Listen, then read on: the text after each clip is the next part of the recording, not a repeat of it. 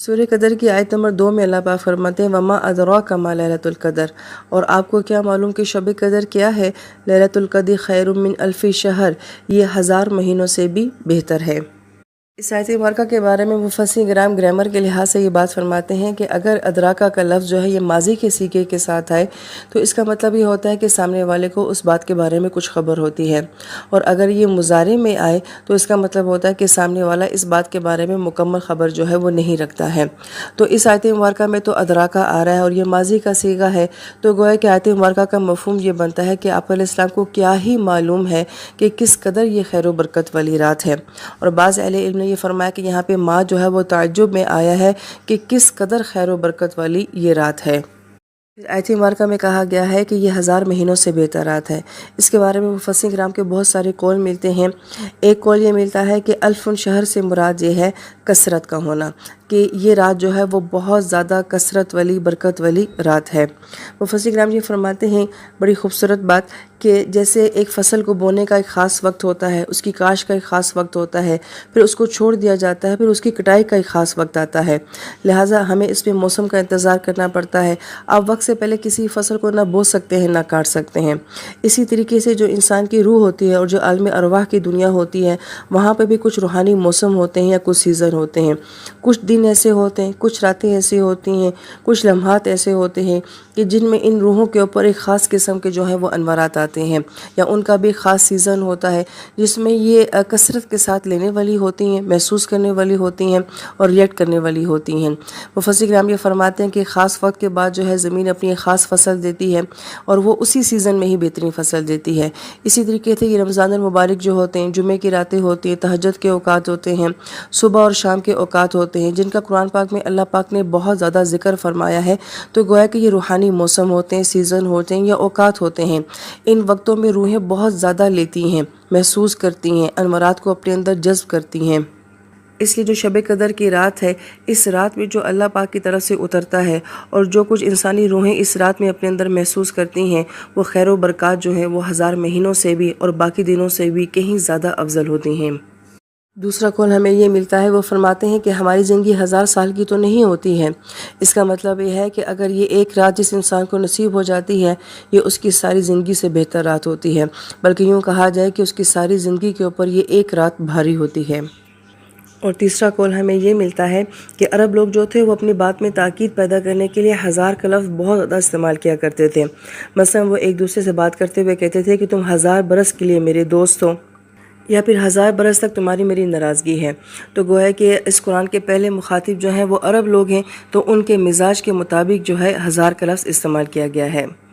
اور ایک قول ہمیں اس کے بارے میں یہ بھی ملتا ہے کہ عرب لوگوں کو 1000 سے زیادہ گنتی ہی نہیں آتی تھی، لہٰذا ان کے فہم کے مطابق جو ہے وہ 1000 سال کا نام لیا گیا ہے، اور ان کے نزدیک 1000 سال کو بہت زیادہ تصور کیا جاتا تھا، تو ان کو سمجھانے کے لیے اس فگر کو یہاں پہ لایا گیا ہے۔ اس لیے بعض اہل علم یہ فرماتے ہیں کہ اس رات میں آپ جو کام بھی کرتے ہیں، گویا کہ اس کی مقدار جو ہے وہ ہزاروں کی تعداد میں بڑھ جاتی ہے۔ مثلا اگر آپ 2 نفل پڑھتے ہیں تو وہ ہزاروں میں شمار کیے جاتے ہیں، آپ اپنی قضا فرض نماز پڑھتے ہیں وہ ہزاروں میں شمار کی جاتی ہے، یعنی کہ اس کا اجر جو ہے وہ ہزاروں میں شمار کیا جاتا ہے، اور اگر آپ تھوڑا سا بھی صدقہ کرتے ہیں تو وہ ہزاروں کی تعداد میں جو ہے وہ شمار کیا جاتا ہے۔ اس لیے بعض اہل علم یہ فرماتے ہیں کہ اس رات میں کچھ نہ کچھ ضرور صدقہ کرنا چاہیے، کیونکہ وہ ڈبل ہو کے ہزاروں کی مقدار میں بن جاتا ہے، جبکہ ہم اتنا اصل حقیقت میں دے نہیں پاتے ہیں۔ اسی طریقے سے بہت ساری نفلی عبادات جو ہیں، ایون کلمہ جو ہے، درود شریف جو ہے، نوافل ہیں، جو بھی ہے ہماری استطاعت ہے وہ اتنا پڑھ لینا چاہیے کہ وہ دگنا بن کے ہمارے نامہ اعمال میں درج ہو جائے۔ آیت مبارکہ میں آتا ہے تنزل الملائکۃ والروح فیہا باذن ربہم، کہ اس رات میں فرشتے اور روح الامین اپنے رب کی اجازت سے اترتے ہیں۔ اس آیت کی وضاحت میں مفسرین کرام یہ فرماتے ہیں کہ ایک لفظ پورا ہوتا ہے اور ایک اس کی شارٹ فارم ہوتی ہے۔ جیسے کہ ہم اپنی زبان میں جب کہتے ہیں ڈیمونسٹریشن کہتے ہیں تو اس کو ہم ڈیمو سے بیان کرتے ہیں، میتھمیٹکس ہوتا ہے تو ہم اس کو صرف میتھ کے ساتھ بیان کر دیتے ہیں، اور دونوں صورتوں میں معنی ایک ہی ہوتا ہے۔ لیکن عربی زبان میں ایسا ہوتا ہے کہ جب الفاظ کا اضافہ کیا جاتا ہے تو معنی کے اوپر فرق پڑ جاتا ہے۔ جیسے کہ ایک لفظ تذکروا ہے اور ایک تتذکروا ہے، ایک تدبروا ہے اور ایک تتدبروا ہے، اسی طرح ایک تنزل ہے اور ایک تتنزل ہے۔ تو مفسر کرام یہ فرماتے ہیں کہ جب ان تمام الفاظ کے شروع میں ایک تا کا اضافہ ہو رہا ہے تو اس سے معنی کے اندر بھی اضافت پائی جاتی ہے۔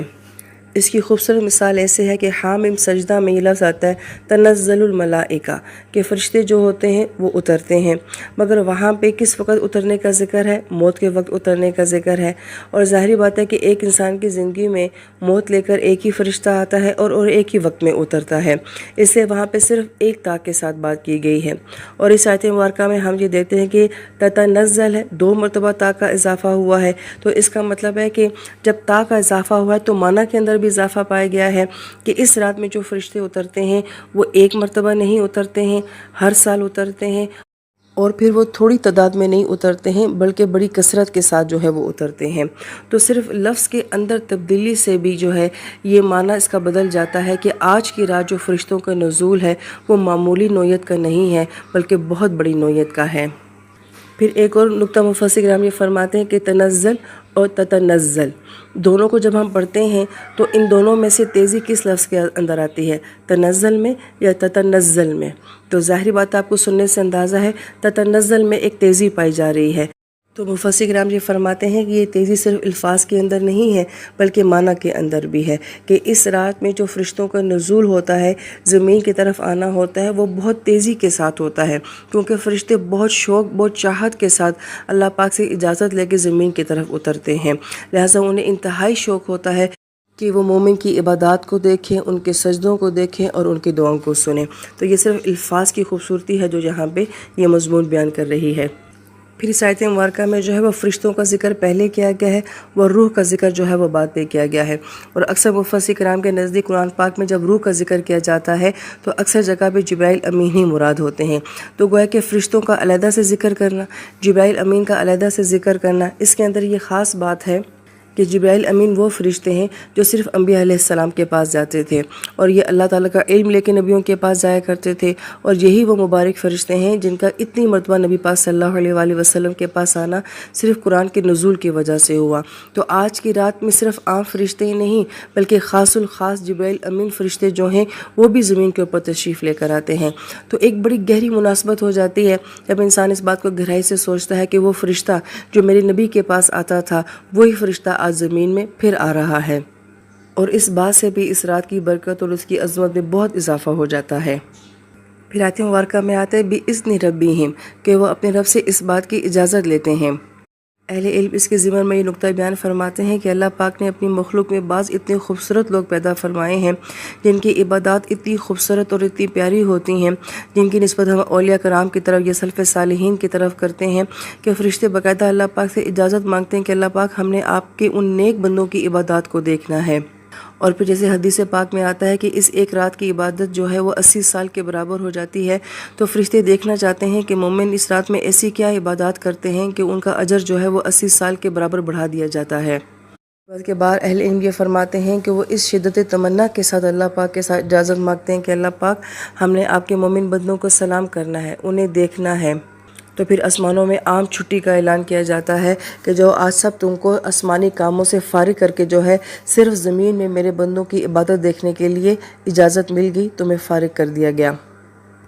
پھر آیت مبارکہ میں آتا ہے من کلی امر، کہ وہ اللہ پاک کی طرف سے ہر حکم لے کے زمین پر آتے ہیں۔ تو گویا کہ اس میں شرک کی نفی بھی کی گئی ہے کہ باقی مذاہب میں ہم یہ دیکھتے ہیں کہ کسی خاص برکت کا نزول جو ہے وہ بعض اوقات فرشتوں کی طرف منسوب کر دیا جاتا ہے، تو یہ آیت مبارکہ کہہ رہی ہے کہ اس رات کی جو برکات بھی فرشتوں کے ذریعے نازل ہوتی ہے دراصل میں وہ اللہ پاک کے حکم سے ہی نازل ہوتی ہے۔ چونکہ ہم اس صورت مبارکہ کی تفسیر میں ملائکہ کا بہت ذکر فرما رہے ہیں تو اصل بندے کا فوکس نہ ہٹ جائے کہ ساری برکت عظمت جو ہے وہ اللہ پاک کی ذات کے ساتھ ہے، فرشتے تو بس ان برکات کا ایک ظہور ہیں۔ اور پھر مفسر کرام یہ فرما دیں تتنزل میں چونکہ مضارع کا صیغہ ہے تو یہ ایک جاری رہنے والا عمل ہے کہ ہر سال اللہ پاک کے معاملہ جاری رکھتے ہیں، ہر سال یہ برکات آتی ہیں، ہر سال یہ رحمتوں کا نزول ہوتا رہتا ہے۔ انسان جب یہ بات پڑھتا ہے تو ایک دل پہ غم کی کسی کیفیت بھی آتی ہے کہ ہر سال یہ ہماری زندگی میں آتا رہا، پھر کیا وجہ ہے کہ ہم ان برکات کو نہیں سمیٹ پاتے، ہماری زندگیاں پھر کیوں تبدیل نہیں ہوتی ہیں؟ اگر یہ ایک رات ایسی ہے کہ پوری دنیا کا نقشہ بدل دیتی ہے تو یہ میری زندگی کا نقشہ کیوں نہیں بدل رہی ہے؟ تو اس میں کمی رات کی نہیں ہے بلکہ کمی میری ذات کی ہے۔ پھر آیت مبارکہ میں آتے ہیں سلام، یہ رات جو ہے سلامتی والی ہے، ہی حتی مطلع الفجر، یہاں تک کہ صبح طلوع ہو جائے۔ لفظ سلام کے بارے میں مفسرین کرام کے بہت سارے قول ملتے ہیں۔ ایک قول تو یہ کہ سلام سے مراد اس رات کا ہر طرح سے امن اور سلامتی والا ہونا ہوتا ہے، اور اس صورت مبارکہ میں اللہ پاک نے آسمان سے 3 چیزوں کا نزول بیان فرمایا ہے، ایک قرآن کا، دوسرا فرشتوں کا، اور تیسرا سلامتی کا۔ یہ 3 چیزیں جو ہیں بیک وقت اس رات میں اتاری جاتی ہیں، اور پھر اس رات کی انتہا کو بتایا گیا ہے کہ اس رات کی برکات کی انتہا کب تک ہوتی ہیں؟ فجر تک، اس لیے فجر کے قرآن کو جو ہے وہ خاص اہمیت حاصل ہے۔ پھر مفسرین کرام یہ فرماتے ہیں کہ آیت مبارکہ میں سلام جو ہے بطور مصدر آیا ہے، اور مصدر کا مطلب ہوتا ہے کہ ایک چیز کا اپنی ذات میں سلامتی والا ہونا۔ سلامتی دینے والی نہیں کہا گیا، بلکہ یہ کہا گیا ہے کہ یہ رات اپنی ذات کے اندر اپنے اندر سلامتی لیے ہوئے ہے، یعنی اس رات کے اندر سکون ہی سکون ہے، لہٰذا اس رات کی عبادات کا اہتمام کرو تاکہ وہ سکون تمہارے اندر آ جائے، گویا کہ اس رات کا سکون، اس رات کی سلامتی کو اپنے اندر اتار لو۔ یہی وجہ کہ اہل علم فرماتے ہیں کہ اس رات کی نماز، عبادات اور دعاؤں میں اس خاص قسم کی سلامتی، سکون محسوس ہوتا ہے۔ پھر مفسرین یہ بھی فرماتے ہیں کہ سلام جو ہے یہ اسم کا صیغہ ہے، اور اسم کے اندر ہمیشگی اور دوام ہوتا ہے، گویا کہ سلام ایک فیصلہ ہے کہ یہ رات ایسی سلامتی والی ہے کہ اس میں ہر معاملہ سلامتی والا ہوتا ہے، ہر فیصلہ سلامتی والا ہوتا ہے، ہر طرح کی خیر جو ہے وہ سلامتی والی ہوتی ہے، لہٰذا تم بھی اس رات میں سلامتی والے بن جاؤ اور سلامتی دینے والے بن جاؤ۔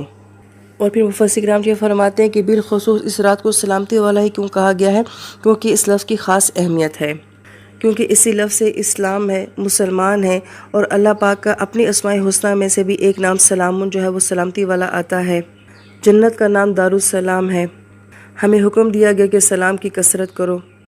اس لیے مفسرین کرام یہ فرماتے ہیں کہ اسلام، مسلمان اور جنت کا نام سلامتی اور سلام کی ہمیں جو تاکید کی گئی ہے یہ ایسے ہی نہیں ہے۔ اس لفظ سے ہمیں یہ تاثر ملتا ہے کہ مسلمان جو ہوتا ہے وہ امن والا ہوتا ہے، وہ سکون والا ہوتا ہے، وہ بے چین نہیں ہوتا، وہ بے قرار نہیں ہوتا، اس کی اپنی ذات کے اندر سلامتی ہوتی ہے، اور جہاں کہیں وہ ہوتا ہے تو وہ دوسروں کے لیے بھی سلامتی کا اور سکون کا باعث بن جاتا ہے۔ اس لیے یہ بھی حکم دیا جاتا ہے کہ کثرت سے سلام کرو کہ تمہاری ذات سے دوسروں کو سلامتی پہنچے۔ نبی علیہ السلام فرماتے ہیں جب تم گھر میں داخل ہو تو سلام کر کے داخل ہو، تو اہل علم اس کے نکات میں یہ بیان فرماتے ہیں کہ اس کا مقصد یہ ہوتا ہے کہ جب تم گھر میں داخل ہو رہے ہو تو سامنے والے کو یہ کہہ رہے ہو کہ میری ذات سے، میرے شر سے، میرے غصے سے، میری ذات کے ہر فعل سے تمہیں سلامتی ہے، اور اسی طریقے سے ہم یہ دعا کر رہے ہوتے ہیں کہ اللہ پاک میرے گھر والوں کے ہر برے عمل سے میں سلامت رہوں۔ لہذا جب یہ رات سلامتی والی ہے تو اس رات کا ہر فیصلہ جو ہے وہ سلامتی لے کر آتا ہے، خیر لے کر آتا ہے، برکت لے کر آتا ہے۔ اس رات میں کوئی خطرہ نہیں ہے، کوئی خوف نہیں ہے، کوئی ناگواری نہیں ہے۔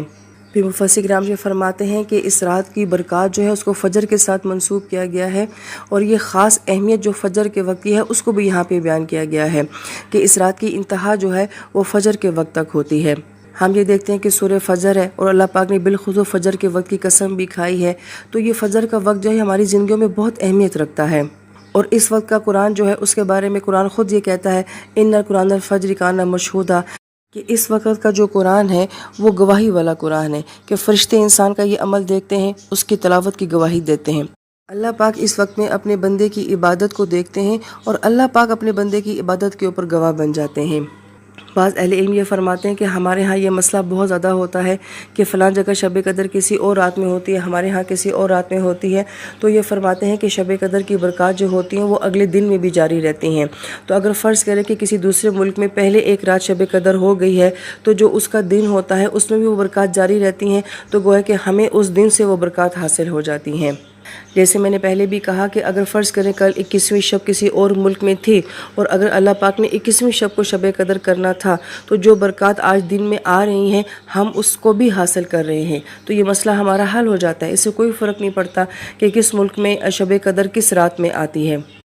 لہٰذا جس ملک میں بھی شب قدر جس رات میں بھی آتی ہے، اللہ پاک اسی رات میں وہ برکتیں اتارنے کے اوپر قدرت رکھتے ہیں۔ اس لیے اہل علم یہ بھی فرماتے ہیں کہ اگر آپ پوری رات کا قیام نہیں بھی کر سکتے تو عشاء کی نماز کے ساتھ کچھ تلاوت، کچھ نوافل اور کچھ تسبیحات کا اہتمام کر لیں، یا جب آپ سحری کے لیے بیدار ہوتے ہیں تو اس وقت میں تہجد کی نماز کا اہتمام کر لیں، تو گویا کہ اللہ پاک آپ کو ان لوگوں میں شمار کرے گا جنہیں شب قدر نصیب ہوگی۔